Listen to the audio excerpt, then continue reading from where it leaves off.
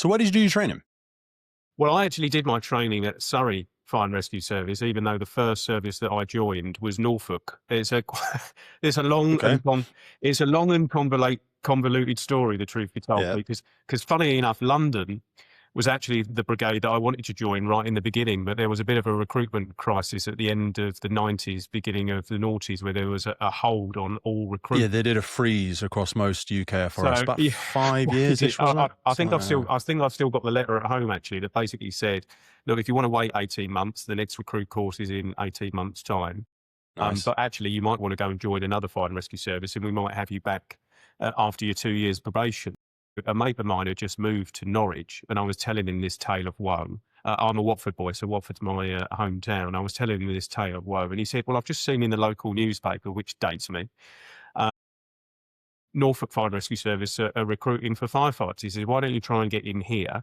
He says, you can live with me for a couple of years, and then you can transfer back to London. So that's basically what I did. I ended up How old would you have been then? I was 22 then. 2. Yeah. So this is in 99, 2000. First time going for it?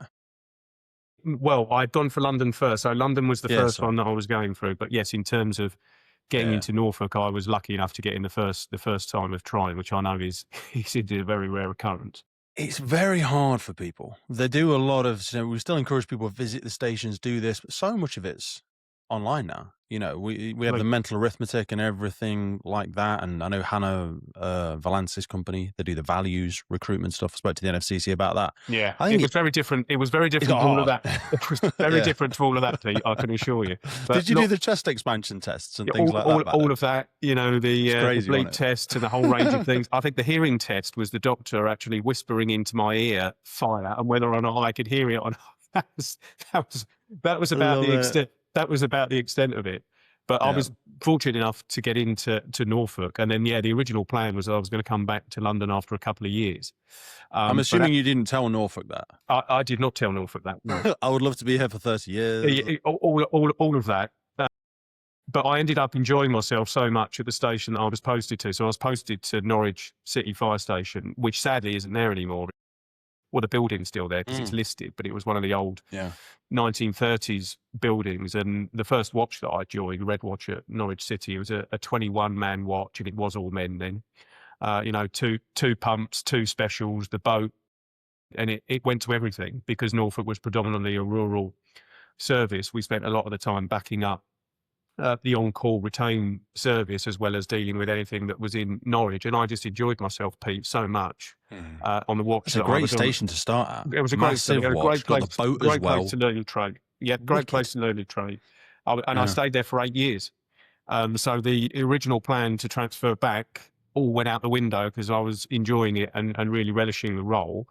And then eventually I got to a point where I was looking to kick on in my career, and I'd got up to sub level at that time, and Norfolk's a small service, and there just was no real movement into where I wanted to go. And so it looked as if Hertfordshire and services in the southeast were looking to recruit junior officers coming back down. So I thought actually the time's right to go back, and I ended up going to Hertfordshire and was based at Stevenage. But in terms of my training, which was the original, No. Yeah, Norfolk didn't have an internal training capability at the time, so we were outsourced, if I can put it that way, to Surrey. So I did my training at Reigate, Surrey's training base in Reigate, which I don't know if you've ever been. Strange, because back then, a lot of people were still sending people to the college, weren't they? Yeah, because the college was mid 2000s. It got bought by Capita, something like that. I must have been around that. So 4 or 5. It was one of the things that came out of the dispute in 2002, 3. Yeah.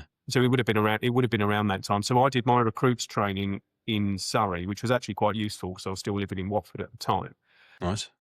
And it was a phenomenal training facility at Reigate. It was a really good place to learn. Again, the 8 years that I had at Norwich City Fire Station was a great place to learn. Stay at Norwich for 8 years on the same station. Yeah. Wow. Yeah. Moved around a couple of watches with promotion, so leading firefighter up to sub-officer, so dotted around a bit. But I had eight years riding the trucks at Norwich, and I just loved it. It was a phenomenal place to be a firefighter, and I struggle with that. A very soft spot in my heart. No, because I get really itchy. I get itchy feet at staying at places for too long. I Yeah. get on well, it's not for me to say, but I think I got on well with everybody. But like, I enjoy the stations I'm at. But then I don't know if it's FOMO or whatever. But actually, in the place that I work, stations don't have as many specials and stuff like that. So you've kind of got to move around if you want to go, TL, an Alp, the water, the tech rescue, the All of user. that was there. So it was all there. So I got to play on all of that. I can get why you'd be like, why would I move? Do you know what I mean? I like going around the watches. That's a good shout. Did you get promoted on the same watch? I know a lot of this is ages ago, so forgive our memories. Yeah, so temporarily, to start off with temporarily. So I did a bit of temporary as a leading hand on Red Watch at Norwich, which was the first watch that I was on, but that wasn't for very long. I was then substantiated onto Green Watch, still at Norwich, which...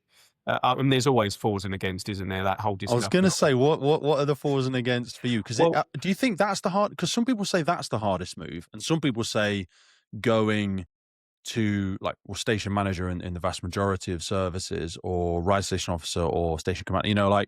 What's the hardest shift? Because I think those are the two ones where you notice some of the biggest change. I don't know. So you're completely right, Pete. So the two biggest moves, and I certainly felt this in my career, were from firefighter to leading firefighter, as it was at the time, still is in London.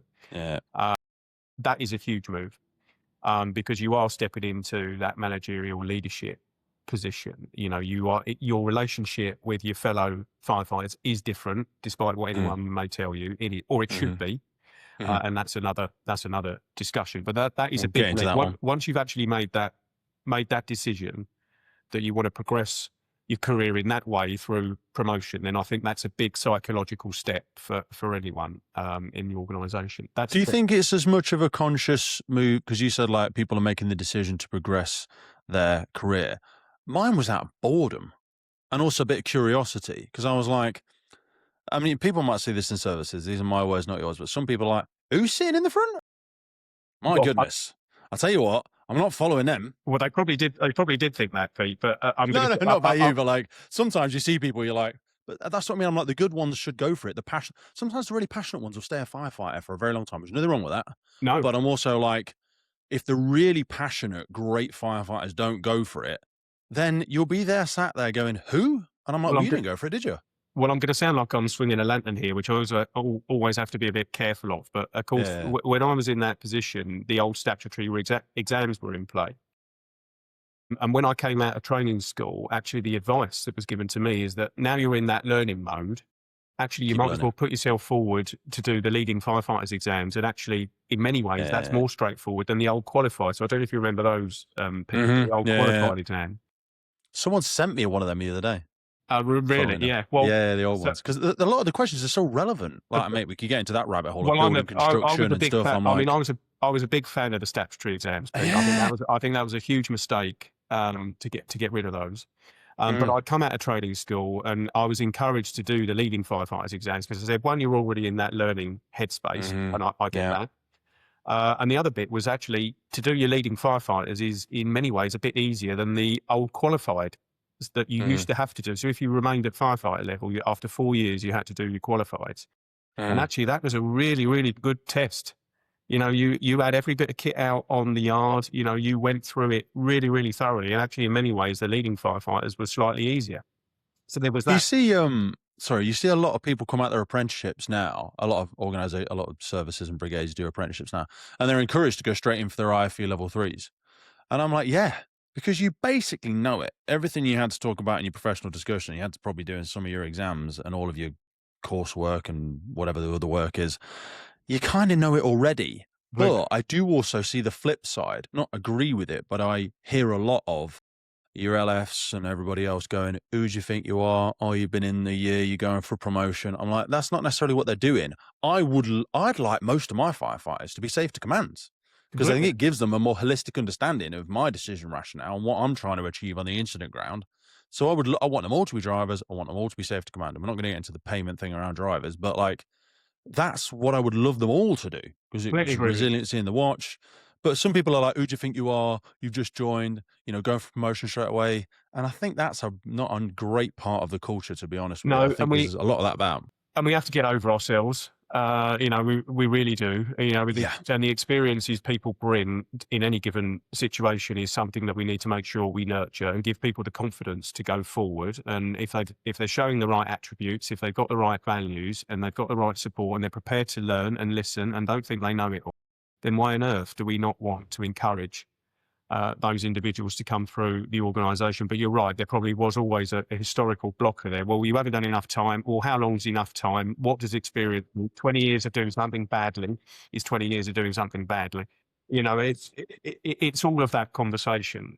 Yeah, I think some people, like, if they've done, sometimes it's 20 years at the edge of the universe, and that's not a slight on any particular organisation, station or service, but I'm like, you might just have 1 year of service 20 times. Whereas some people not just the inner cities, but there are some very, very busy rural ones. Like I started at a rural station. We had a lot of high-speed RTCs, we had a lot of thatch fires, a lot of chimney fires, stuff that people have never been, you have a car crash in the middle of London, with respect, most of the time it's probably going to be 20, 30 miles an hour. You might get the odd nasty one, but people get out of the main city and they start opening it up on the roads. So most of my fatalities were out there, but I also still wanted to move around. How long was your recruits training when you joined? Because there's a massive spectrum 20 of weeks. what people. 20 weeks. Yeah, It was 20 weeks, and it was residential.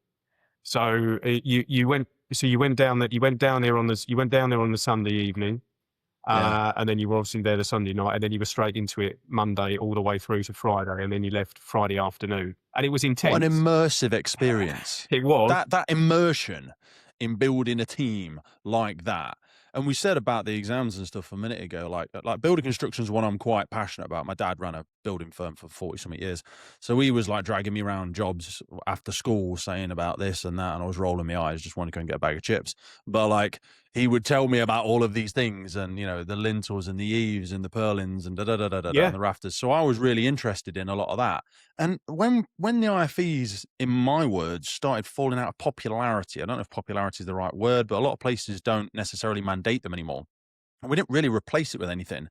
And I'm wondering, this is a bit of a provocative one, but I'm like, we've seen some really nasty debriefs and or incidents in the past couple of years, which may or may not have things relating to understanding of construction elements to them. And I feel like that is a hollow spot in our knowledge that no one is really grabbing hold of. Massive. In my view, Pete, we deprofessionalised the sector after the 2002-3 dispute.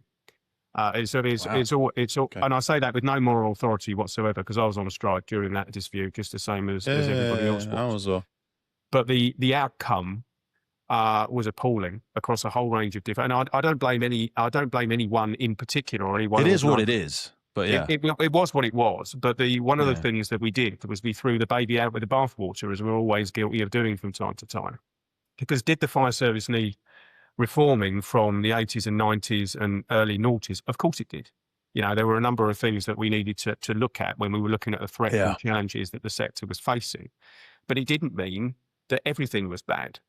And things like the statutory exams in particular, but national standards right across the board, all of that went on a bonfire of localism, which we've been paying a price for over the course of the last 20 years. I've always been firmly of that view. And I think one of the opportunities with things like a College of Fire is to reset that professionalism with national standards, with that consistency that's right across the board. Because your example about the recruits course is absolutely right. Our recruits in London will do something different to recruits in Cornwall, who will do something different to recruits in Tyne and Wear, who will do something different to recruits in West Mids. That's bonkers. There will always need to be some localisms, because actually what you need a firefighter to do in Cornwall will be slightly different at times to what I need them to do in Soho or Paddington or Poplar. Yeah, your PPE, your kit, your equipment, your IRMP will be variations. Exactly. But let's agree with the marker in the sand to start with, shall we? Completely. Now, all of that, was a result of what happened after that 2002-3 dispute. And when you got into that whole period, and you've probably done similar at the time to me, Pete, but you got into that whole period in the noughties and into the 10s where there's this whole risk aversion piece that came out, what the role of the fire service was. For me, all of that was linked to the deprofessionalisation of the sector that started after the 2002-3 dispute. Now, the good thing is I think there is a real opportunity to reset all of that moving forward. I, for one, I think we've got like a 5 to 8 year window. And I've spoken a lot to Phil and Dan Stevens and a few other people about these elements, because there's some people don't realize. That's why I like the podcast. People don't realize the amount of work that genuinely is going on behind the scenes. You said like you had a chat with a load. I didn't know you had chats every 2 weeks with all the chiefs and all that jazz. There's a lot of work. There's a lot of touch points and pulse checks and people trying to align. I do think we need. I mean, me and Phil are going to do some more stuff about the College of Fire, about talking about what that truly is, what it looks like, because people in their minds have obviously got something in the Cotswolds built in their heads, which is not what it's going to be. I wouldn't say never, but you're probably never going to get that one back. Well, I think the college in the Cotswolds will be an element to it. Yes, it will only be centres of excellence. It will only be one element, because one of the things that also happened after sort of 2005-6, when the college was sold to Capita, is that a number of other services really invested in their own internal training facilities. Yes. So now we've got some phenomenal training facilities across the country. If you look at what Merseyside have got, you look at what Manchester have got, you look at what West Yorkshire. Yeah. I was in Scotland last week for the PPE trials. We had 20 London firefighters up in Scotland last week testing. Yeah, I spoke to Vicky from MSA. She said she saw you lot up there. Yeah, testing the new. We took it over really for a whole week. But then it was a reminder about how good the Scottish Fire and Rescue Service College is. So all of these, and the new one in Northern Ireland. So I'm going to have a look at that at the end of June. Yeah, they've invested. Is that Finn or is that Finn Monaghan's? No, Aidan Jennings in Northern Ireland. Yeah, sorry, Aidan. Finn, South Wales, I think. Yes, my bad. I'm terrible. My brain, you know what Dunbar's number is? They regard themselves as Celtic brothers. It's just fallen off the edge of where. That's horrific. Sorry, Finn. But what there are phenomenal training facilities that exist all across the country. But some of them have come at a big cost. They have. Like Scotland. So people, Scotland is amazing. It is. It's gone from 8 services to 1. Yeah. Like, how many people want to volunteer for that? We spoke about regionalisation and stuff, a little, 7 years ago? I think this will be a hot topic of debate, Pete, moving forward, because if you look at what the Home Secretary's proposed for policing, then it's not going to take a huge leap of faith to see a direction of travel that fire may or may not go in. But if you end up, I think police would have to go first. Because I think policing is just bigger. It has more political heft to it. More heft, more legal powers. But if you look at what happened in Scotland, and funny enough, I was having this discussion with Stuart, the chief in Scotland, who I know well, and he was saying that, first of all, there was Police Scotland, so that moved to a single force, and then fire actually followed quite quickly after that. And I think if we did end up changing the structures of English fire and rescue services, it would be because police have done it first. I also think that in order for us, if we thought that was the right model, you would have to get the College of Fire right first before you looked at any. Because if you haven't got national consistency, if you haven't got national standards that people can coalesce around, then trying to merge services or do anything different is going to be nigh on impossible and wouldn't be the right thing to do. So I think there's a number of things that have got to happen before we even get into that debate. And I want to concentrate on getting the College of Fire right first. But if you're asking me, do I think 44 English fire and rescue services is a sustainable model for the future? Well, the answer to that is no. No. And I think, like you say, when conversations with Phil and other people, when we get in, I'm sure obviously we're already in those rooms, but when we start formally getting invited into those rooms of, right, we're looking at joining things, that we've got to show that we've got our ducks in a row. We have got to at least say, well, that's all right, because we're up to pace. We're all on the same page. Actually, we'll make this work. Otherwise, they'll go, what are you doing? No, right, stop. You two, you're together now, and I'll just tell you what to do. And then we'll get taken over. We have to shape our own destiny, Pete. That's got to be grown-ups. We've got to be grown-ups. What exactly that's going to look like, I think, has got to be the right. Because it's easy, it's easy for me as the London Fire Commissioner to say, let's move to a regional model, where the chances are London would be a region in its own right anyway. Yeah, you have to be very honest of you. You have to be very respectful of, because I've worked in other services and I know the history and how they're embedded within their local structure. Yeah. But at the end of the day, if you were reinventing English fire now, it wouldn't look as it currently does. And I think if that's your starter for 10, then you have to be honest about that and then think about what the direction of travel is going to be. But there's a hell of a lot of water that needs to pass under the bridge first. And as I say, we've got to get a College of Fire right before we even have a conversation around what restructuring of fire and rescue services could look like, in my view. There's so many threads I want to pull on from our first sort of 30 minutes together there, but there's one I want to jump into because it was at the bottom of some of the things we spoke about discussing. You mentioned around Manchester a second ago. We had some listeners send some bits and bobs in. Manchester's got a great high-rise rig. It's not perfect. Been there, used it many times with Dave and the others. However, London's quite clearly got more high-rises, I think even just in the Tower Hamlets, than probably the rest of the country put together. How do we square that, or how do you and the team and everybody else square that circle of why haven't we got a training facility? Manchester's not a stone's throw from London. It's going to have to be quite a travel if you wanted to take everybody there to train on it. What's the kind of thought process around not having that kind of element for your crews? Well, we obviously have some restrictions in London in terms of just the geography of the city itself, land availability.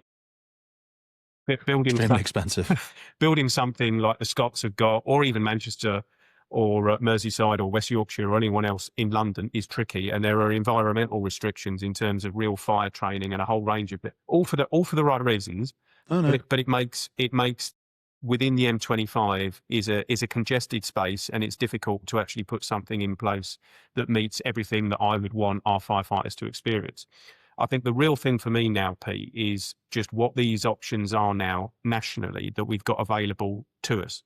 Because I don't know if you're aware, but for the last 18 months, we've been sending London firefighters down into the Fire Service College to really get into real fire training, use of positive pressure ventilation, which the rest of the country were using 20 years ago. You know, I remember about 4 years ago or 5 years ago being on a TAC vent course. We are playing catch up. Playing catch up. That's okay.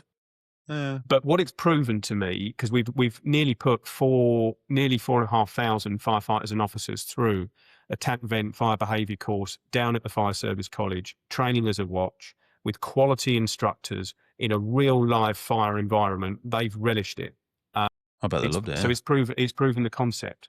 So for me, it's about taking that forward, and rather than looking at building something all fancy in London, which is going to be very difficult to do, let's look at what nationally we've got across the country, which I can then send our firefighters and control officers to, so that they get that real quality experience. But it doesn't have to be in London. It can be elsewhere, because the facilities now exist probably in a way that they didn't exist 20, 30 years ago. That's why I am so excited about what the College of Fire could get us to. You know, I'm speaking to Phil on a regular basis, because I think certainly for us as a service, the ability to have those national standards, that national consistency with centres of excellence dotted around the UK, which we can then send our firefighters to, is the direction of travel that I want to move our training into. And I think the more it helps with the argument of standardization as well, because with respect to the college, whilst it was incredible and still is, you know, pretty great, they did just get a monopoly on everything, and people would do secondments to it, and there was an argument for you know, shared knowledge and all that sort of jazz.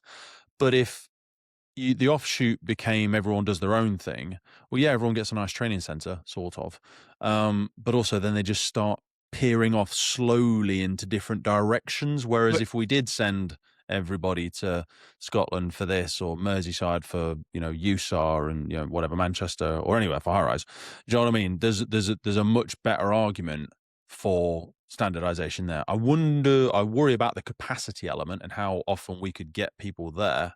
I'm sure you would just do a sort of risk profile of the most likely stations in your organization to go to high rises and then send those. But if you start trying to extrapolate that out to the 40 something services, I think certain centres of excellence would reach a capacity, or you just have to stretch the timeline to a 2-3 year. Well, we would swallow any individual services. Exactly. How many firefighters have you got again? In a moment, we're just shy of. We are now at 4,700 operational firefighters on station, and then of course we've got another cadre of about 300 officers on top of that from the ranks of station commander. Did Scotland give you the poke when I remember when the last time I spoke to Stu, or probably somebody else on his team, and he was like, London always say they're the biggest. We've got 6,000.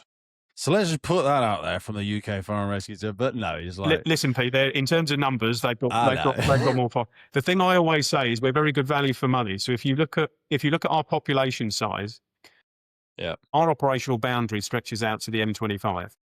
Now that's a population of 10 million people. That's 10 million people that we know about. There's probably another million on top of that we know nothing about. And then the tourism. Yeah. Well, and then you get people coming in to commute and work. So that's probably another 1.5 million on top of that. So you're getting close to 12 million on a day-to-day basis. Scotland's got a population of 5 million. So, but some of their stations, you have to take a day's travel on a boat to get there. I mean, it's a totally different you get moved stations there, you might be looking at a 4-hour, 5-hour drive. But the point I always make about the resourcing of London, while we're on this subject, Pete, is that you can't compare us actually to anyone in the UK because that's an unfair comparison. It's an unfair comparison on those services. It's an unfair comparison on London. What you have to do is look at London as a genuinely global city. So our peers are New York, they're Paris, they're Tokyo. And my opposite number in New York can call upon 11,000 firefighters. My opposite number in Paris can call upon 8,000. My opposite number in Tokyo can call upon 16,000. So although we're well resourced when you look at the rest of the UK, that's absolutely true. That's not fair comparison. Because when you're a global city and under every metric, London certainly is. Actually, we're pretty modest for the risk profile that we sit on. We are pretty modest as an organisation when you compare us to New York, for example. I was speaking to an economist the other day, random segue, but he gave a much better reframing to me when he talked about economies because he said, "Oh, the UK is one of the X largest economies in the world." I don't know what it is. I don't think he said top 5. He said something, and then he said, "But that's what people say. What they actually mean is London is one of the biggest economies attached, with respect, and I don't live in London, to a much poorer country. This just is what it is. And London has to compare itself from security, from infrastructure, from first responders on a global scale. So the argument, like you say, doesn't hold if so-and-so from Exfordshire starts going, they've got, we've got. And we're like, you're not comparing apples with apples, unfortunately. It just is what it is. It's a bit of an enigma in that capacity. But is that part of the reason some people do the whole London will just do whatever they like? And I'm like, but they're not mathing with the same math sometimes. The scale of it is a bit mind-boggling. I think we've been guilty in the past, Pete, if I'm brutally honest, of being too inwardly looking. Because we do a quarter of all the UK's fire and rescue service calls come into the London operating centre down at Merton. Jesus. We have a different operating model just by the nature of the city that we've got responsibility for. 70% of the UK's high-rise stock sits within the M25. I want to come and see your new control centre. Yeah. Did I meet the lady that was in charge of it, the Blue Light Show? Was that Joe Smith? Yeah, you would have met Joe Smith. Yeah, she's really interesting. I'd love to come and see the new one. That's banging. It's not very new now. I know it's quite a number of years old. We're one of the few services who are actually in the original regional control centre. If you remember that particular project, which didn't go particularly well, and there's a whole range of reasons why that didn't work. Yeah. But we're actually in our original regional control centre, which is down in Merton, and actually the changes that have been made in control post Grenfell have been extraordinary, and Joe's really led that. That's what she was talking on. I think that's been one of the biggest success stories off the back. I would always encourage it. If you want to see a visible sign of change of the London Fire Brigade, one of the best places you can go is the London Operating Centre, and what they've done down there in control has been. Do you know who else is fascinating? I don't know if he still works there. Sorry, we had Apollo Girolabos on. He doesn't work for us. He doesn't work for us any longer, sadly. Anyway. Whoever his new person is, the data team in London, really fascinating. Like you look at a lot of, I know we're going totally off our segue. Sorry, I'll drag us back in a minute. But most of the services have one or half a person doing the job of data analysis, population density, call profiles, blah blah blah blah blah. London, I think he had when he was there, he was 10 people in the team or something. I don't know what it is, and that. Just to cycle back to a privilege of having capacity to think, like me with the podcast or anybody with anything, sometimes you're so busy working on the thing, you can't actually think wider and see where are we going next. Do you know what I mean? Like a lot of fire and rescue services have gone down to a skeleton crew. And I think we're missing a massive trick. Massive, colossal trick. And I see some of the best practice when I look at the London team. Some of the analytics that you guys do, some of the he was talking to me about language learning models and being able to retrospectively go back through all of the call profiles, all of the like fire survival guidance calls, and use that. I don't know if they ever did that or if they're still doing it, but like, the language learning models and then pulling out key themes and then using. And I was like, we are like this is like where the rich get richer, the poor get poorer. This is where services get better and better and better because they have capacity to think. Do you know what I'm saying? I completely get what you're saying, Pete. It's massive, isn't it? Data and being savvy with data and using it to drive improvement and improve performance, again, been one of the key learnings for us as an organisation over the last 5 to 6 years. And the data sets that we've now got available that are helping to improve, because that's the key thing. Data's data unless you actually use it to drive improvement. That's been the big thing. We've always actually been quite data rich as an organisation. The bit that was always missing was transferring it into strategy analysis and then delivery and the analysis. And now we still got. I still think there's more we can do, and there's still a lot I think we can do around AI, where we need to challenge ourselves to be more ambitious. All of that's true, but in terms of us as an organisation now, really understanding the data, all of the demographics that we're dealing with on a day-to-day basis, and then using that to drive improvement is unrecognisable, Pete, from where we were. Do you do much work with academics on this stuff? I know Rowena Hill is the head of ACER or whatever, ACER, Academic Research Collaboration something, NFCC. I love talking to academics. If we just let more academics sometimes into our organisations, because like you just said, we go, all this data, as long as you sign the thing that says GDPR on it, have a look at this because we're not entirely sure what to do with it. We've got so much data, and I love speaking to academics because the crossover of the needs of the population and behavioural change in populations is really, really fascinating. If you speak to a good sociologist or psychologist around, we had someone on for crowd population densities and how people panic, and I'm like, they're fascinating, but that's a random segue. I want to drag us back onto some of our points. You mentioned about budget. We'll mention the massive numbers because I think it's interesting to see where do we think the priorities are. I think we had written down something like £750 million as London Fire. Is that roundabouts there or thereabouts? Yeah, revenues around the 570 million mark, give or take. It's obscene for some people to wrap their head around, but it's all relative to what you're actually trying to achieve. Well, completely. What do you think are some of the bigger? Because I think there's loads of learnings that have come from the past 10 years. Some massive incidents have had enough time, probably on a global scale, and I imagine some of those are still being embedded. You mentioned the control room post Grenfell and stuff like that, but we need to keep looking forwards. Doesn't mean ignore the past. Certainly means learn from it.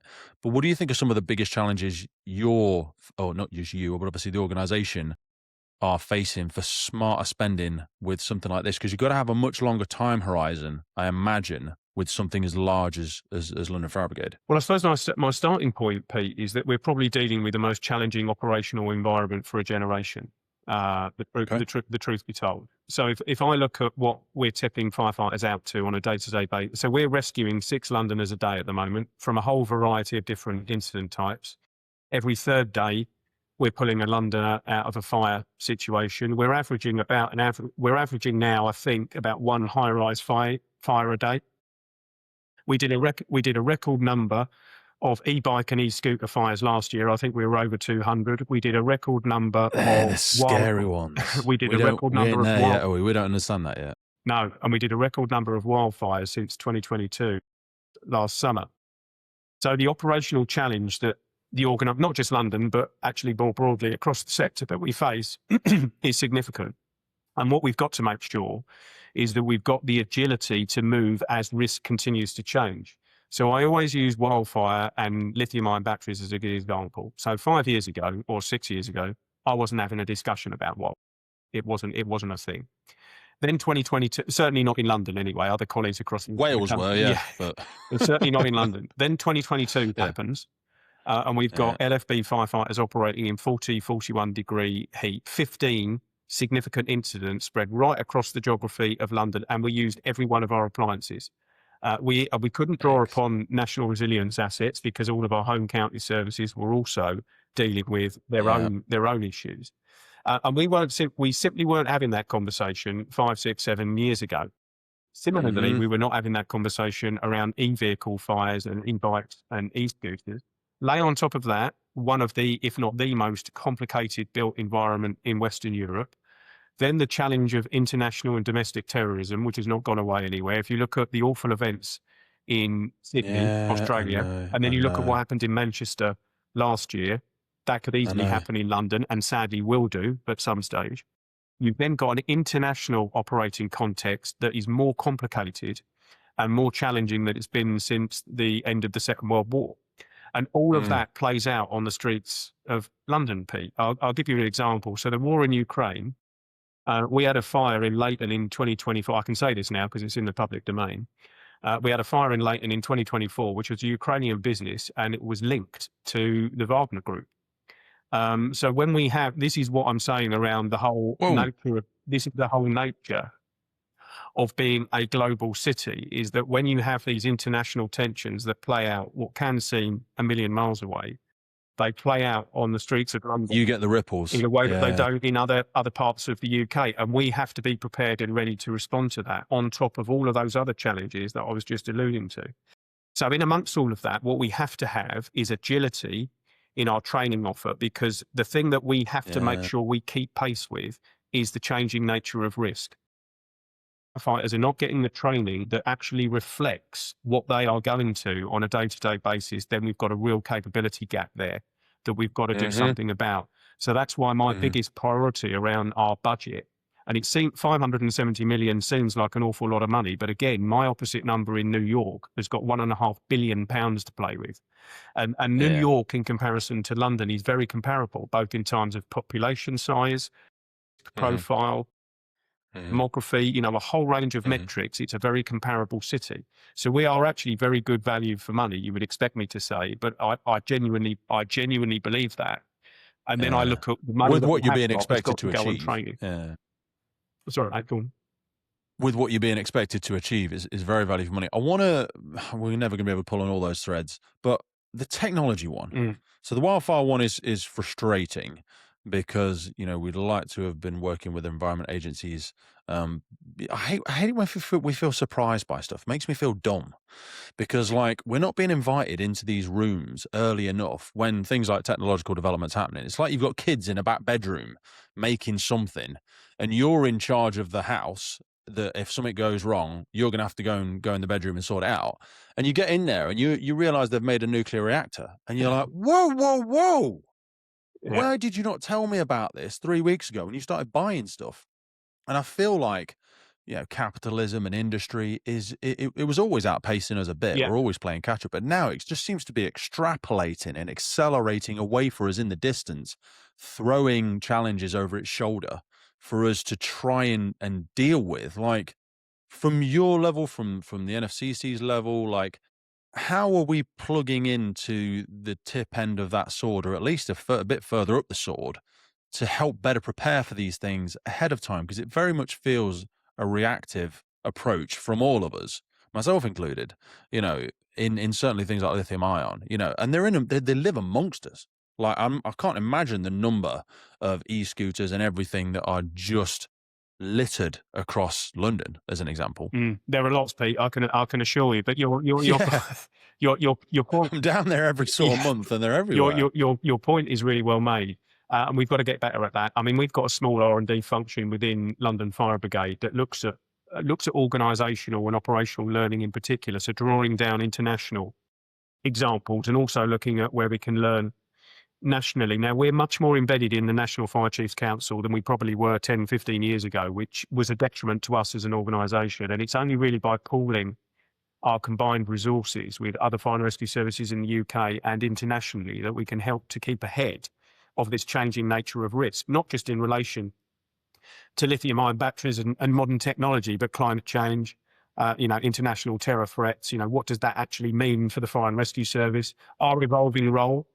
Because if you look at what's happening in Europe at the moment with fire and rescue services in Scandinavia and Poland and others, is their role is evolving to reflect the security picture that they're currently facing. Now, I am really keen that we also... It's hard to change our role. The unions seem very walking through treacle. And I'm a union rep or a member we of could union, get into a whole discussion around the rollbacks. But again, I go back to that 2002-3 dispute without wishing again to swing a lantern. And a lot of that fell from there. And the problem was we're now in 2026. And that was back in 2002-3, and the world's a very different place.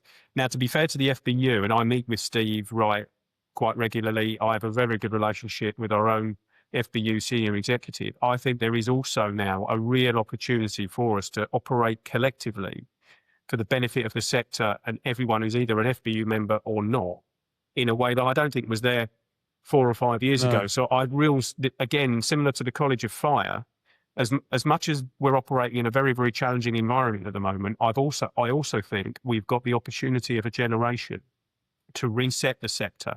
And I see nothing but a positive trajectory of travel for fire if we are prepared to seize the opportunity. That's the big if. We absolutely have to seize that opportunity. I think we're at the crest of a really, really unique generational wave, partially because so many people are retiring, not because anybody did anything wrong in the past, just because we're at a new turning point where loads of people are racing through the ranks in new positions, open-minded a bit more, or maybe they've just got a bit more organizational energy.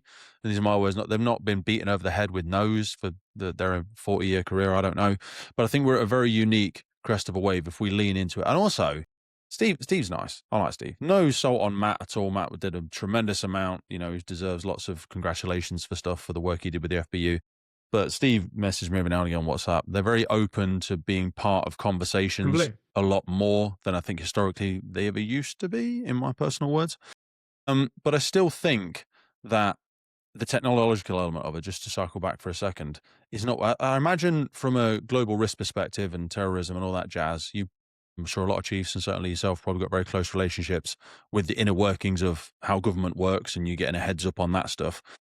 But I just think, to throw a little bit of salt in the government's way, I think they should be a bit tighter on organisations involved in technological development, that they must interact and converse and keep the first responder sector abreast of all the incredible work they're doing.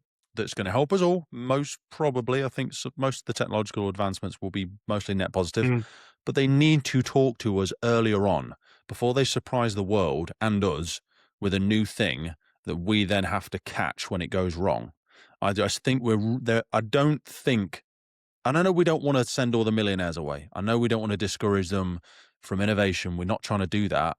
But I just think they're not talking to us enough. I don't know what's happening at your level, but I just feel like they're not talking to us enough. I have a regular contact with MHCLG and the Fire Minister and senior civil servants on a regular basis for reasons which you'll completely understand in terms of what we cover and manage within London. Yep. I think one of the challenges there is at the moment, and it's probably true of all public and private sector organisations, and the government is no different, is that it's really difficult at the moment. What a difficult operating environment. We've got so many competing demands.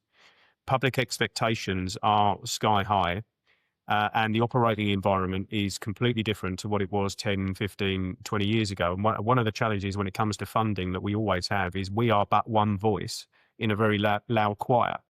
When you're looking at defence spending on the NHS, spending on education, spending on border force, spending on police. I bet you're the poor man in the room when everyone's there, aren't you? So and I get it. If I'm there as a government minister, or the Prime Minister or anyone else making those decisions, you've got all of these competing demands in a world that is moving at 100 miles an hour when you look at modern technology, on top of a very uncertain international picture, a very uncertain financial picture, and you're trying to find a path through all of that. And that's really, really difficult. It's one of the things that I'm constantly saying to our senior leadership team here, is that we are operating in a contested space at the moment across a whole range of different areas. And it was put brilliant to me by our Director of Comms, actually, when she said, Londoners have never needed the London Fire Brigade more than they do now. And I think that's absolutely true, because we have to be able to provide a path of certainty through a very uncertain period, and we need to be able to be adaptable to the challenges. I think the fire brigade and the fire service has always had, of course I would say this, my own bias, we're speaking into an echo chamber, I think people trust us.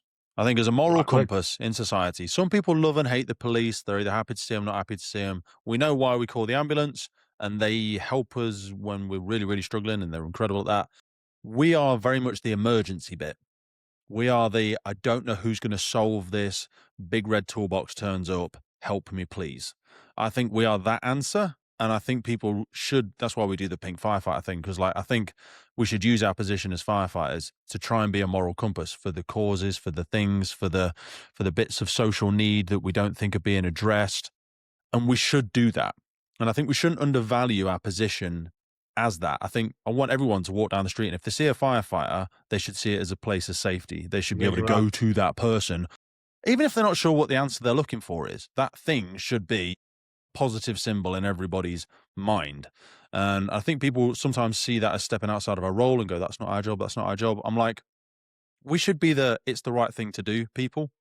You know what I mean? I feel like that's what we are. That's why I used to like fire stations being more community centers. Like, have the doors open. Completely. Let people in. You know, I hate seeing doors closed. And remember what they are. They're a community asset. Is where firefighters work. Of course it is. And they have a particular place in our hearts because they're fundamental to what we are. But they're also there for the community. That's what we're here for. And they need to be seen as that. You're right. Doors need to be open. We need to invite people in. And they need to be seen in that way. I completely agree with you. I want to drag us kicking and screaming back to some of the points because it's my fault. You mentioned about training earlier, and I'm going to try and tie a thread back. Preparing our firefighters best for the future and all this sort of jazz. Who trains the firefighters in London? Because I am conscious, and it was a question from a listener. The Babcock contract will come to an end. I don't know how long they've been training firefighters for. Who trains who? What happens when that finishes? Give us a bit of an appraisal of what's happening there. Well, we've got a mixed picture in terms of what our training looks like. So interestingly, so we do have an outsourced model, and that's been the case since 2012. And that's really around the large scale type training. So level 1 incident command, BA, CPD, driving, that sort of thing sits within that Babcock contract. One of the points I always make is that 90% of the training that our firefighters receive has got nothing to do with the Babcock contract. It's actually what they're doing day to day on fire stations. We've got niche capabilities that sit outside of the Babcock training contract. One of the things, and so we've got a different model. Now, one of the things that we're doing at the moment is working closely with Babcock to see, well, what does the next 10, 15 years look like? You know, what is it, the types of training we need to be delivering to make sure, as I was saying before, that the risk that we're dealing with on a day-to-day basis is the training keeps pace with that risk, because that's the only way we keep firefighters safe, and it's the only way we make sure that we're delivering the service the public expects. So we're having a big conversation about that at the moment around how we can take advantage of all of these proposals around a College of Fire and the centres of excellence that exist right across the country. And we need to be at the forefront of that and making sure that London firefighters are exposed to all of those opportunities. Similarly, we also have to understand what sits within our own gift. One of the big points that I've been making is around doing our basics brilliantly, which is in the hands of our station officers and sub-officers and leading hands and firefighters on station, that because of the operating environment we're in, we've got to make sure we're ready. We've got to make sure we're ready. And actually 99.9% of that can be done on station in your own professionalism, taking that professional pride. That is a frustration I have. And that's always been my view. When people go, oh, the training centre's rubbish. And I'm like, well, you could be dragging hose, you could be doing this, you could be doing that, you know, whether it's ladders, road traffic collisions, you know, everyone has pretty much everybody has a yard that can facilitate the vast majority of base level skills, muscle memory, speed, efficiency, you know, all of these elements can be drilled on a day-to-day basis. And it can be a very slopey shoulder cop-out when people say about, oh, we're not where we need to be with tactical firefighting. And I'm like, well, you could de-chunk that and do 80% of the fundamentals there. I appreciate you're not getting the feedback of the live fire, but that can sometimes be an overwhelming excuse for people not to do the basics. But I do also add in the factor that, and some people have said it, they're like, well, you mentioned earlier, like if London went to any one service or any one training or provider, you would swamp them. So if I'm sat at box table, I'm thinking, well, where else are you going to go? Because no one else can deal with this sort of capacity. So people might wonder, is the tail wagging the dog? And are they nervous about the National College of Fire? Going, well, hang on a minute, why are you going to somebody else? I think the opportunity within the College of Fire, Pete, is there's room for everyone. That's the thing that I'm genuinely excited about. That if you've got the right training offer and you've got the right capability that we can take advantage of, you can be part of that package that's available with that national consistency that applies right across the board. And yes, we're a big we're a big organisation and we bring large numbers. But if you look at the capacity that actually exists within the UK, it's all there. So whether it's at the Fire Service College down in the Cotswolds, whether it's in Scotland, whether it's in Northern Ireland, whether it's in Merseyside, whether it's in Manchester, I can see a time where we would send, let's say our USAR teams, we would send them to Merseyside to do USAR there. We might send our fire behaviour down to the Fire Service College to go and use the facilities there to do that type of work. We might send our incident command somewhere else. We might look at what capability we've got within London, but it's part of an overarching modern firefighting strategy, which we're working through at the moment to make sure we're just offering the best possible opportunities for our firefighters in whatever specialism it is that the UK now provides. Because the great thing, since I've been going around the country looking at other options in terms of training facilities, is it's all there. What's missing is the ability to bring it all together. And that's where I think the umbrella of the College of Fire is going to be really helpful if we can resource it properly, when we can all put our shoulders to the wheel. The opportunity there is enormous, and we would play a huge part in making that work. I'm absolutely determined to be at the forefront of all of that. I think if we just have some really, really incredible team of Avengers in terms of logistics and planning, probably Green Book, secondments to the NFCC, and there's a number of incredible people. I could probably, not that anyone asks my opinion, I could probably list from middle management and different senior leaders around the country who would be amazing in that job, because it is just a communication and logistics challenge, really, because there's, like you say, you go around, and I get the privilege of inviting a lot of places. There's some great kept secrets. There is. Of training resources around the UK Fire and Rescue. I saw a couple of years ago, I saw West Sussex training venue. I don't know if you've ever been there, Pete, but it's phenomenal. Yeah. And there's probably loads of those that are all around the country that I'm not sighted on. Is that Dawn? There's Dawn. It was Sabrina, and I can't remember the chap who's taken over. It was Sabrina, but I also went to see when Dawn Whitaker was. She was East Sussex. Yeah. I'm so terrible. Yeah, theirs is great as well. But anyway, there's some incredible ones out there. To be fair, I know we mentioned. My view is that with the right planning and the right strategy, and we've proven we can do it when we've sent nearly 4,500 firefighters down to the college in Morton-on-the-Marsh, that with the right planning and prep, anything is possible. So I'm genuinely excited by that possibility moving forward. I know we said we weren't going to echo the past too much, but I did want to bring it in. I'd be remiss if I didn't mention that we're the 10-year anniversary for Grenfell. You yourself, and obviously more the organisation, were recognised nationally for the variety of roles you play in it. What are some of the big dominoes that have changed operationally in terms of our high-rise firefighting, but especially around emergency evacuation? Because I think that was a massive element of the sort of feedback that came. Yeah, I mean, it's incredible that next year will be the 10th anniversary, Pete, the truth be told. But, mate, I was speaking to Peter Apps, the guy that wrote that book, and I just couldn't believe. I was like, 10 years, oh my God. No, it's phenomenal. I mean, my answer to this question is always that there are Londoners walking around the streets now who wouldn't be here otherwise if it wasn't for the changes that we made post-Grenfell.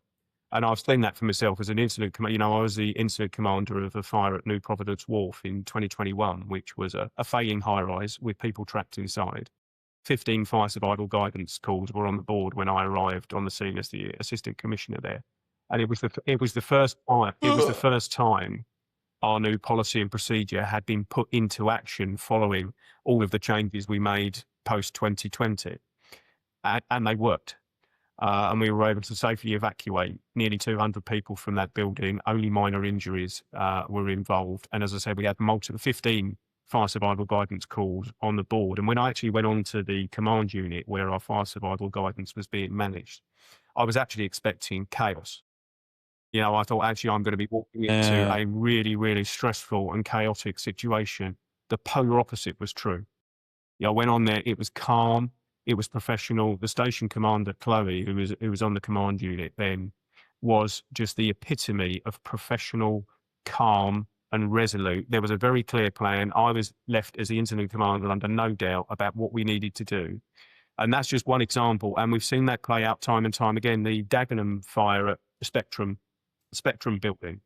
I had a phone call at 2:00 in the morning from Pat Goldborn. Actually, he sent me pictures of the incident, and I looked at it and I thought, I've met Pat. Yeah, Pat's lovely. Pat's a great guy, and he was the incident commander on the scene for this particular incident, and he sent me pictures of the fire. And when I looked at it on my phone, I thought, if there's anyone in there, they're not coming out. We are looking at a multiple loss of life there, and I had to phone Andy Rowe up, which was one of the most difficult phone conversations I'd had at about 3:00 in the morning, to explain that we were dealing with this situation. Now, because of the heroics of the crews and the control officers who were dealing in the initial stages of that incident, we were able to safely evacuate everyone out of that. It's worth looking up if you will get a chance. It's safely evacuated from that building because we were following.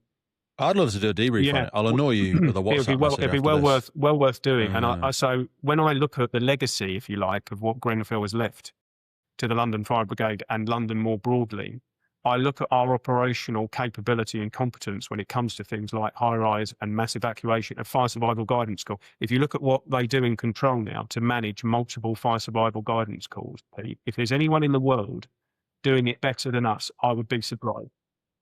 Now that's the fire survival guidance element of it, 1,000,000%. I've had a couple of conversations with various control people. When I speak to Ben Levy, Levy, I always get the name wrong. Chester, I think he's still NFCC high-rise guy. They're doing a lot of work in the Manchester side of it. I would love to see, and I'm probably wrong, so please correct me, the national rollout of this. Because I know the lessons are being learned and shared, but I don't see them disseminate to other services. Obviously, London was the one that had the massive setback, huge tragedy. So rightly so, you've been most passionate about pushing forward and you've made all that progress, and that's incredible. But that kind of national learning, I think that's still moving not as quickly as I personally would like to see it go across and down and filter through. And I know a lot of that's probably outside of your sphere of control. You probably influence we are heavily, and I think there's still more work for us to do, Pete. I mean, the one thing I always say about whether it's high-rise or whether it's anything else, is you have to be constantly restless about this sort of thing, because the moment you think you've got it cracked is the moment you get found out. And you have to keep, and actually going back to your point around modern technology, if you look at the way technology is developing, so drones, use of AI, use of smart buildings, all of these sorts of things, we've now got to start to think about how do we incorporate that into things like high-rise firefighting and some of our most dangerous operational incidents that we go and attend. If you look, drones in particular is something that really does excite me, because I think if you look at what they're doing in the Middle East in particular, and in China and other places, the capability, particularly when you're talking about super high-rise, I can look out my window here and see the Shard. I went up the Burj Khalifa 2 weeks ago. Well, there you go. Whoa! So how do you deal with a fire in the Burj? How do you deal with a fire in the Burj Khalifa? So but I think the technology exists now that we need to be at the forefront of, to see how we can bring that into our day-to-day operations. So there is definitely still more for us to do. The drone system. Have you seen the spider system? I have. Yeah. Yeah. We actually recorded them about 6 months ago. I haven't put it out yet. I need to get that out. That one's interesting. Another option, challenges around the anchor point. I'm not going to try and fumble my way through it, but basically, I try to describe it as a vending machine. Yeah, I know what you mean. Where it's like two anchor points at the top. People can go up and put them in retrospectively, but I just feel like that might be a cheaper solution. The drone stuff, people are scared about. And when I was at Intersec, some of the drones are so incredibly powerful now. It's the lift, it's the water in the lift that people think aren't going to sustain it. Whereas I know the Spider model, they effectively have cables, and I'm describing it badly, but you attach cables to it. Drones take them up, they come back down, grab this plate, which effectively has a branch on it, and you can move it like a vending machine around the building and do like an external offensive attack. But even like floor below branches and floor above blankets for wind-driven fires, is much of that making it? We're getting right into a segue. I need to be respectful of the time, but is there any of that in London? You don't have floor below branches? We don't have floor below branches, but we are looking at them. But we've got smoke blocking devices to make sure that you protect the stairwell. We've got a whole range of different procedure that we're now following to make sure that you're protecting because like you say, the Alps and the TLs past a certain height, I think we kind of, mind you, my words not yours, feel free to push back or we can edit this out, but like some of those across the world got purchased as like a thing that the public might look at and go, are they going to rescue me from that? But I'm like, the wind at that height, you are not going to transition. You might do in the 1,000,001 heroes example. You're going to try and get on that at 30 floors in that wind. You have not been up there and seen how much they shake. We've got 3 64-meter turntable ladders, which are phenomenal. Yeah. They're phenomenal bits of kit, Pete, without a doubt. And they have a rescue. Yep. They have a rescue capability. They absolutely do. But that's not how you cannot rely on those. They're not a utopian answer to everything, though. And that is not how you fight high-rise fires. They've got a role, and they're part of the strategy. But that is not what you can rely on. You know, you've got. It's one of the many tools we're going to need to solve the challenges of these vertical streets that just seem to keep getting higher. Completely right. You know, I know that London continues to grow, and continues to grow at height. You know, we're on schedule to be one of the most high-rise cities in the world, and we have to make sure that our firefighting and rescue capability keeps pace with the development of the city that we've got responsibility for. And I think new technology is going to be critical to answering some of those questions as we move forward. Let's keep moving. I want to get to the big, ugly word that seems to fumble its way around in buzzword bingo of culture, behavior, organizational reputation. You guys and girls have set up, I think it was one of the first professional standards units, which sounds scary. You know, I've got pictures of people marching around hitting people with sticks. I'm sure that's not what it looks like in reality. No. But you know, the cultural reviews that have happened over the last 10 years across the whole UK Fire and Rescue Service have painted a very ugly picture. And honestly, it's one of my things I try and do with the podcast is say, we're surrounded by incredible people all over the Fire and Rescue Service. Is there a few bad apples? Yes, of course there is, because we're a reflection of society, and every now and again one slips through the net. But we've gotten better at finding them out and either finding other ways for them to advance professionally outside of the Fire and Rescue Service. But what's that look like from London's perspective? Because like anywhere, London gets hit with the biggest stick when it comes to cultural stuff, because it sits in the middle and everyone's staring at it. Yeah, and our culture review, when it landed in November 2022, was, you know, a tectonic. You know, it was a rough read. It was a rough read. You know, and we all went through a gambit of emotions when we looked at, you know, the view that it presented back of an organisation that I love to my core, and the people in it, but the experiences of 2,500 people, both within the organisation and those who have left, you cannot ignore. You can't ignore them, but I hated people walking around going, wouldn't let my daughter join the fire service. I'm like, why? Why? Completely. And your point that you make as well, Pete, is absolute. You know, we employ nearly 6,000 people, and we employ human beings, funny enough, and they come with they come with their strengths, and they're beautifully imperfect. They come with their strengths, and they come with their weaknesses. But what we have got now is a very, very clear set of values, a very, very clear set of standards. And I often get frustrated when people, well, I don't know where the line is anymore. You know, it was only, yes, you do. You know, we have all got an inherent understanding of what's right and wrong. And the key thing is, when poor behavior presents itself, it has to be dealt with. Because one of the most toxic things, and we certainly experience that as an organisation, is if you do not challenge and do not deal with poor behavior when it presents itself, the toxicity that exists within the organisation and the damage that it does to good people coming through is appalling. Now, on your particular point around the professional standards unit, the professional standards unit as a thing is actually quite a policing model. So that's sort of where it comes from. That's where its genesis comes from. It was actually a recommendation in the State of Fire report that was done by the Inspectorate back in 23-24, where they recommended fire services should look at professional standards. Is that the one that Roy was involved in? Yeah, it was exactly that one. Yeah, we had him on talk about it. Yeah. And we looked at it and thought, actually, there's something in this, and actually being able to bring this unit together to help us deal with poor behaviour and ensure that those who do commit actions that are not in line with our values are held to account. Now, but the professional standards unit is only one small part of an overarching piece that the brigade has to make sure it coalesces around. The fundamental areas where we make the biggest impression is local leadership. So the role and responsibility that sits at local leadership level is enormous. So I always say to our subs and station officers, you have far more influence over your watch of what you do on a day-to-day basis than I could ever dream of. I will say lots of nice things. I can write you a strategy document. We can have values that sit on the wall on a very nice poster. That's all good.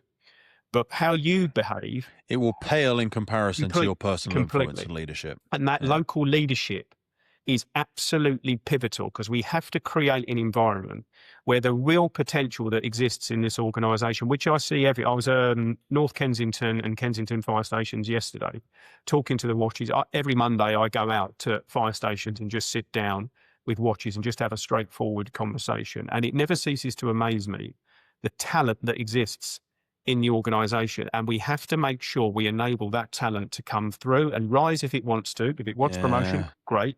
But if not, look at other opportunities within the organisation. People have got to be enabled to flourish.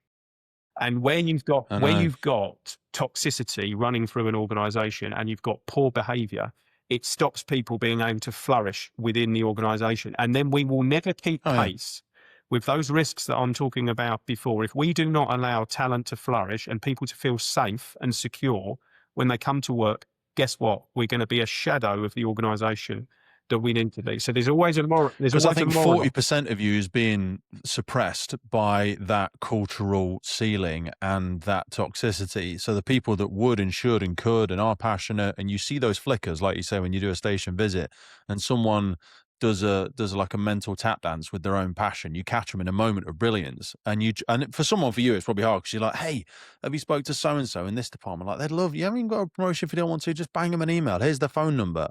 And then you see some of the other people around the table going, look, you're going to follow up with John's mate after this. And you're like, shut up. Behave yourself. You're not allowed to say that. But I'm like, the thing I always look for, Pete, when I go and do a station visit, which is, one of the most things that I enjoy about this particular role, I always sit down and I look around the table and I check who's talking. And actually, is it just one person, or is everyone around that table, irrespective of, timing or what they look like or what their religious belief is or who they choose to, has everyone got the opportunity to ask questions and feel part of that watch? And that's always a mental check that I do. And I have to say, over the last few years in particular, what I've seen in London has been genuinely transformative. We've still got people in the organisation who I know we will have to deal with at some stage. That will always be the case. That will never, and that's where the PSU is actually proving real value. Still a work in progress, still quite new, and it's still only 2 years old and needs to bed down. But if I look at the types of conversations we now have on fire stations or in control or in our professional teams, it's a world away from where we were 7 or 8 years ago. So I really do see a direction of travel, but you have to be relentless about it, because culture's not a start and finish thing. You don't suddenly go from, we've got a really poor culture here, and now look, we're wonderful. That's not how it works. You have to get healthy the same way you got sick. Do you know what I mean? That's it for me. You have to get healthy the same way you got sick. These things don't happen quickly. Culture, friendship, when you see a lot of people talking around a table, that for me is the best metric of psychological safety on a watch. Is everyone feel comfortable to have their opinion? Now, some people go, oh no, my watch are just quiet out of respect for rank. I'm like, no, I don't believe that. I don't believe that for 1 second. I'm like, it doesn't mean your opinion isn't welcome. How you deliver it matters. Speak to me with respect. What's your intent? What's your intent? Yeah, what's your intent behind it? What are you trying to get out of this? Do you know what I mean? Are you bringing a knife to the table, metaphorically, or are you trying to be involved in this discussion? But I also say that if you can't see, a role model across the watch table from you, you're at a massive disadvantage.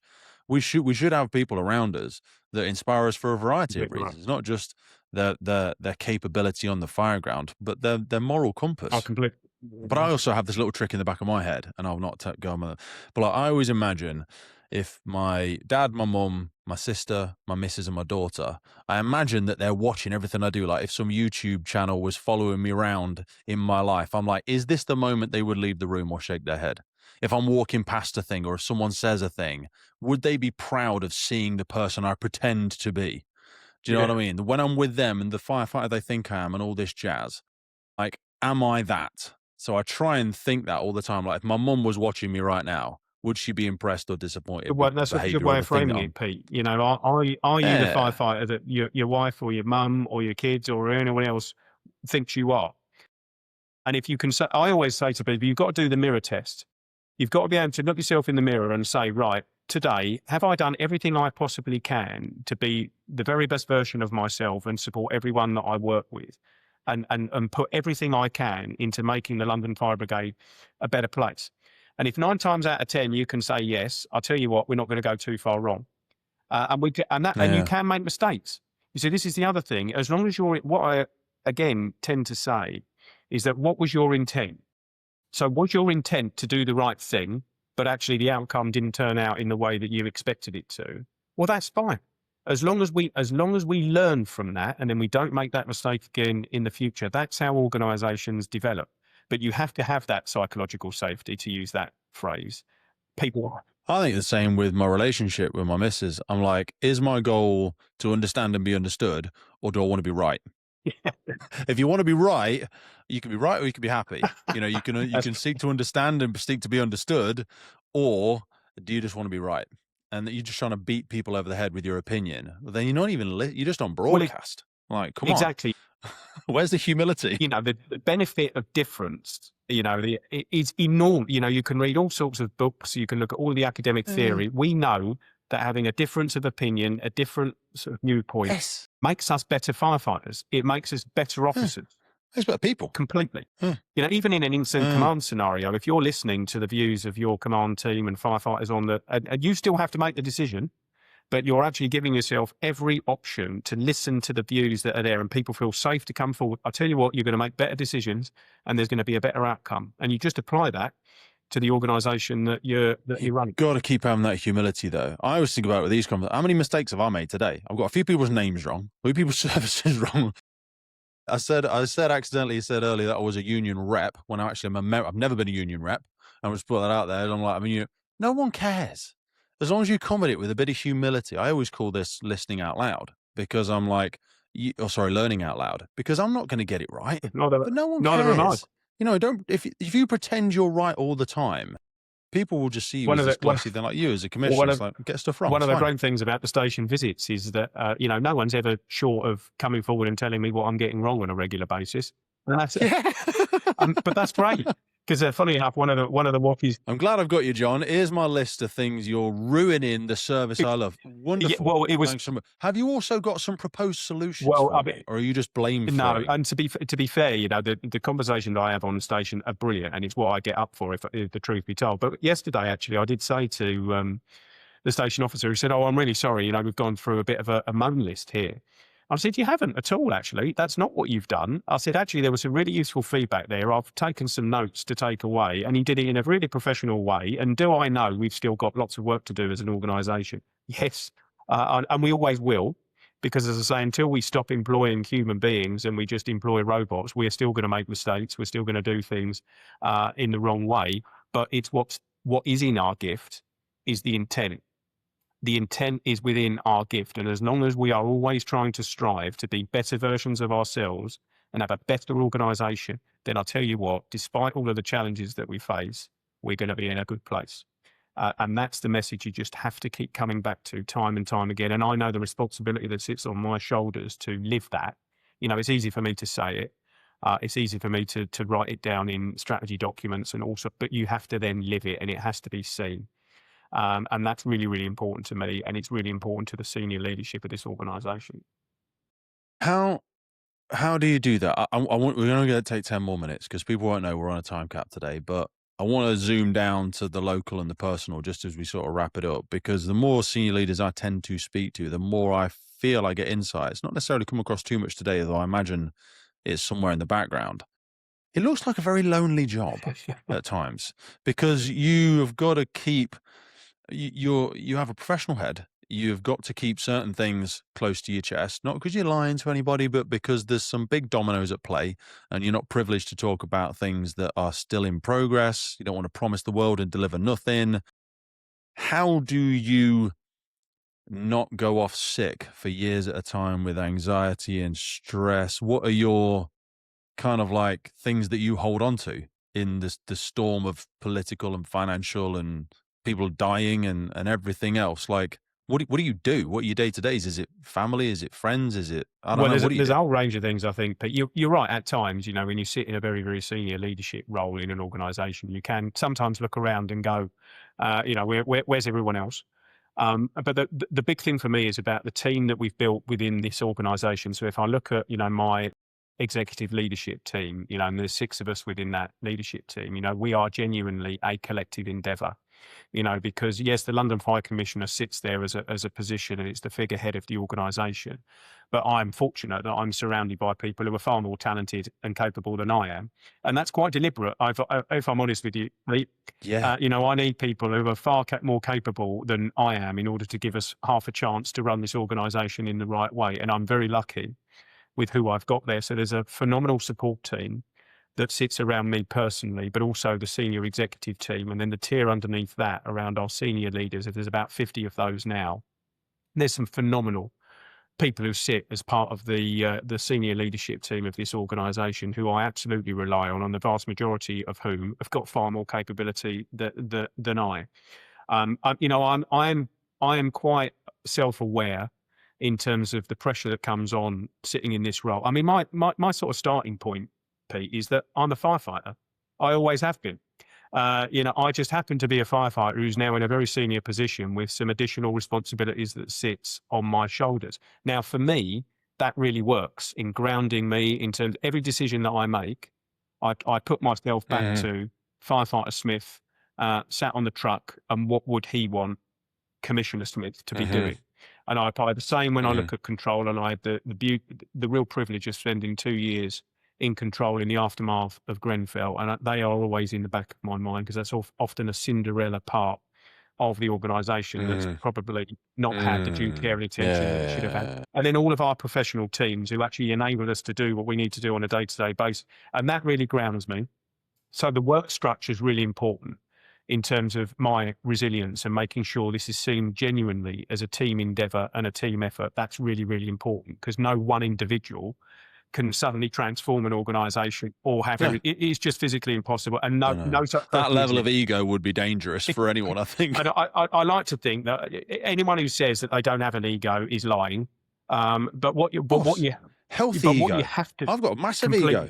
But what you have to be able to do is to park it to make sure it doesn't get in the way of all of the other talent that exists within the organisation. That's really, really important.